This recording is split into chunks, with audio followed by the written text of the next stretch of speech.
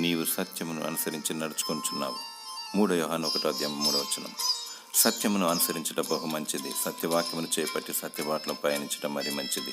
అంతరాత్మలో దేవుడు సత్యమును కోరుతున్నాడు. సత్యము స్వతంత్రులుగా చేయును. సత్యము నిన్ను సాత్వికములోనికి నడిపించును.